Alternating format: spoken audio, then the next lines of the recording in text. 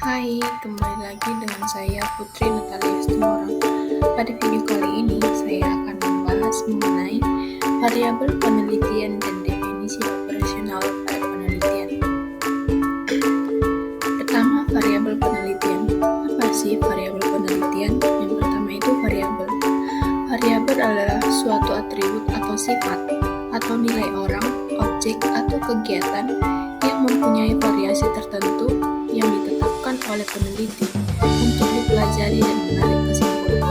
Variabel adalah atribut seseorang atau objek yang mempunyai variasi antara satu orang dengan yang lain atau satu objek dengan objek yang lain.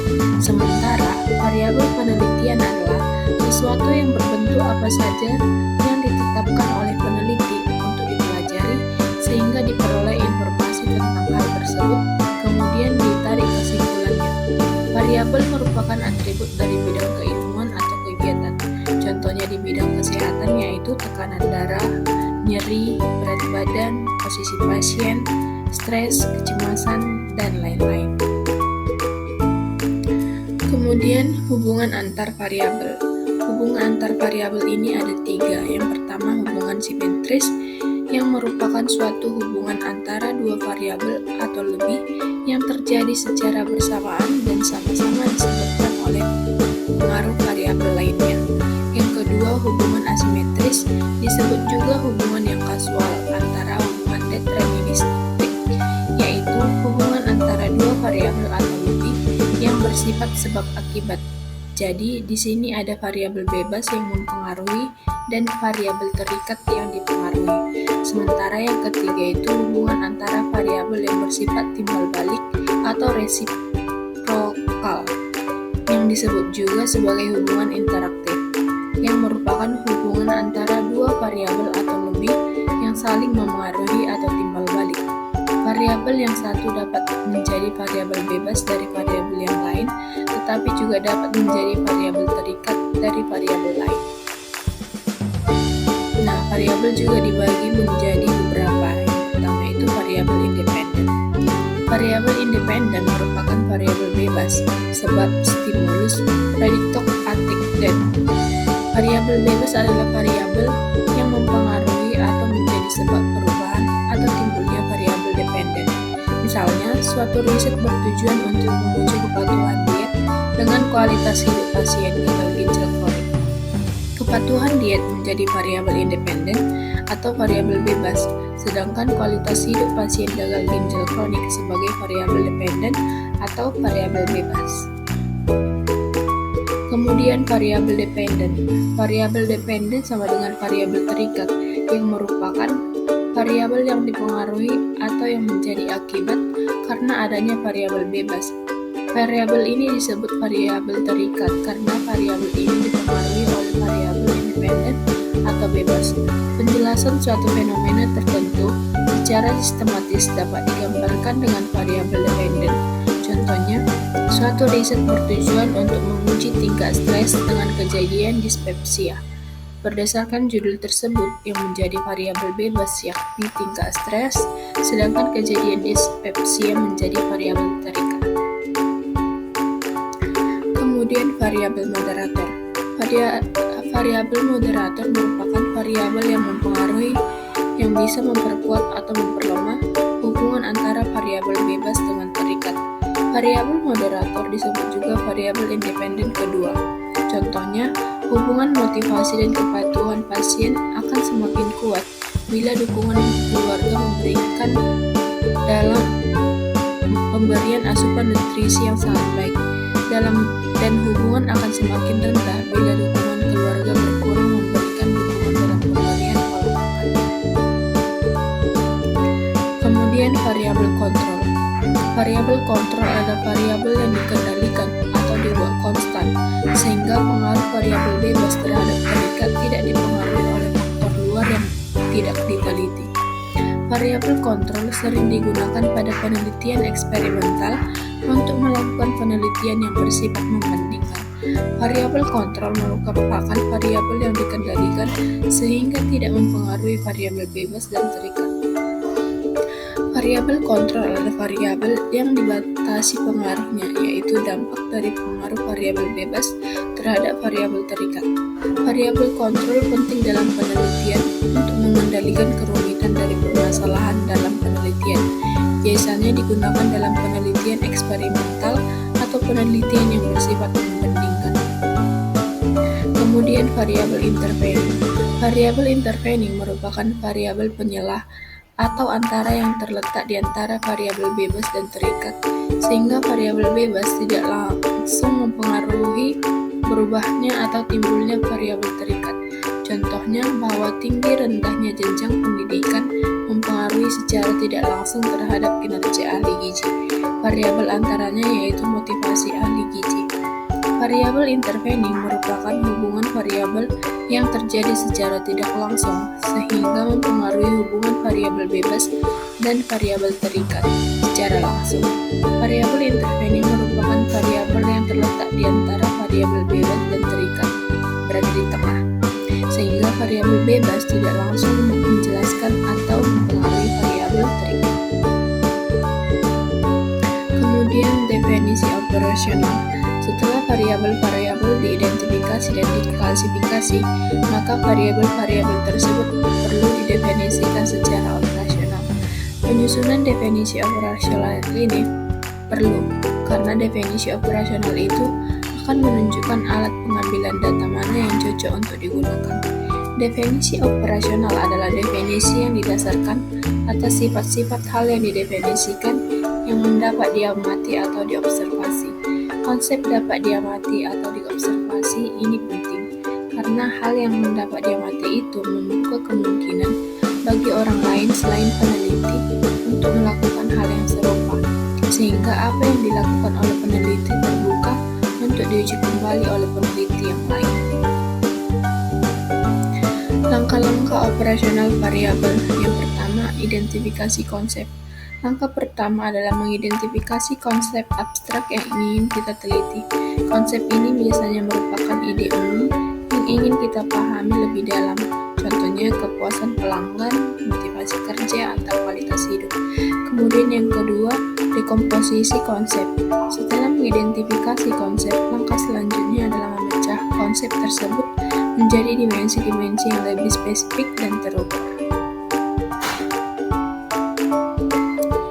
Kemudian yang ketiga, pemilihan indikator. Setelah mengidentifikasi dimensi-dimensi konsep, langkah selanjutnya adalah memilih indikator yang sesuai untuk mengukur setiap dimensi. Indikator adalah variabel yang dapat diamati dan diukur yang mencerminkan dimensi konsep. Kemudian langkah yang keempat itu penentuan skala pengukuran. Langkah terakhir adalah untuk menentukan skala pengukuran yang sesuai untuk setiap indikator. Skala pengukuran menentukan jenis data yang akan dihasilkan oleh indikator tersebut. Pastinya ada tujuan dari definisi operasional. Secara umum, tujuan definisi operasional adalah yang pertama, menetapkan aturan dan prosedur yang digunakan oleh peneliti untuk mengukur variabel. Yang kedua, memberikan arti yang tidak ambigu dan konsisten untuk istilah variabel yang jika tidak dilengkapi dengan definisi operasional, maka dapat ditafsirkan dengan cara yang berbeda. Ketiga, pengumpulan data secara analisis lebih fokus dan efisien. Dan yang keempat, memandu jenis data informasi apa yang dicari oleh peneliti. Kemudian manfaat definisi operasional yang pertama, memudahkan menetapkan aturan dan prosedur dalam mengukur variabel. Yang kedua, memudahkan pemahaman mengenai variabel-variabel yang diteliti. Yang ketiga, dapat menghemat waktu dan analisis data. Yang keempat, memudahkan penafsiran variabel-variabel yang digunakan. Komponen dalam definisi operasional yang pertama itu variabel. Variabel adalah sesuatu yang diteliti atau diamati dalam penelitian. Variabel dapat berupa faktor yang mempengaruhi atau yang dipengaruhi. Kedua, definisi operasional. Definisi operasional adalah penjelasan tentang bagaimana variabel tersebut didefinisikan secara spesifik dan terukur dalam penelitian. Ketiga, hasil ukur. Hasil ukur adalah bentuk atau kategori hasil yang diperoleh secara variabel diukur. Bisa berupa angka, kategori, atau skor tertentu sesuai instrumen yang digunakan. Yang keempat, skala data. Skala data adalah jenis skala yang digunakan untuk mengukur variabel seperti nominal, ordinal, interval, atau rasio. Kemudian cara ukur. Cara ukur adalah metode atau alat yang digunakan untuk mengukur variabel tersebut. Contohnya kuesioner, wawancara, tes laboratorium, dan lain-lain. Nah, setelah ini kita akan membahas kasus, yang dimana kasus yang pertama itu seorang ahli gizi melakukan penelitian dengan judul pengaruh pola konsumsi makanan cepat saji terhadap status gizi mahasiswa. Dalam penelitian tersebut, ia mengukur frekuensi konsumsi fast food mahasiswa selama 1 bulan. Terakhir menggunakan kuesioner FFQ, kemudian menghitung IMT untuk menentukan status gizi. Pertanyaannya, manakah yang merupakan variabel dependen dalam penelitian tersebut? A, B, C, D, atau E?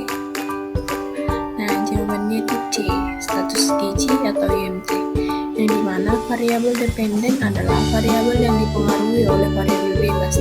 Dalam kasus ini, pola konsumsi makanan cepat saji merupakan variabel independen, sehingga status gizi mahasiswa yang diukur menggunakan IMT adalah hasil atau akibat yang dipengaruhi oleh pola konsumsi tersebut. Jadi, status gizi mahasiswa merupakan variabel dependen. Kemudian kasus yang kedua, seorang peneliti meneliti hubungan antara olahraga dan penurunan berat badan. Hasil penelitian menunjukkan bahwa olahraga lebih efektif menurunkan berat badan pada usia 18-25 tahun dibandingkan usia di atas 40 tahun. Pertanyaannya, variabel apakah yang berperan sebagai moderator dalam penelitian tersebut? A. Penurunan berat badan, B. Intensitas olahraga, C. Jenis kelamin, D. Usia, E. IMT awal. Jawabannya itu D. Usia. Variabel moderator adalah variabel yang memperkuat atau memperlemah hubungan antara variabel independen dan dependen. Dalam kasus ini, olahraga adalah variabel independen dan penurunan berat badan adalah variabel dependen. Efektivitas hubungan tersebut dipengaruhi oleh usia, sehingga usia berperan sebagai variabel moderator karena memengaruhi kekuatan hubungan antara olahraga dan penurunan berat badan. Kemudian kasus yang ketiga, seorang peneliti ingin meneliti hubungan pengetahuan ibu tentang gizi dengan status balita. Pengetahuan ibu diukur menggunakan kuesioner 20 pertanyaan, kemudian dikategorikan menjadi baik dan kurang. Status gizi balita diukur menggunakan indikator BB/TB dengan alat timbangan dan mikrotoys. Pertanyaannya, tujuan utama dibuatnya definisi operasional dalam penelitian tersebut adalah A. Agar judul penelitian terlihat ilmiah, B. Untuk memperbanyak variabel penelitian, C. Agar variabel dapat diukur secara jelas dan tidak menimbulkan perbedaan penafsiran, D. Untuk memperumit proses analisis data, dan E. Untuk menggantikan hipotesis penelitian. Jadi jawabannya itu adalah C. Kenapa? Karena definisi operasional dibuat agar variabel yang bersifat abstrak dapat diukur secara konkret dan terstandar. Dengan adanya definisi operasional, peneliti dan pembaca memiliki pemahaman yang sama mengenai bagaimana variabel diukur, alat ukur yang digunakan, serta kategori hasil ukur. Hal ini meningkatkan validitas dan kejelasan penelitian.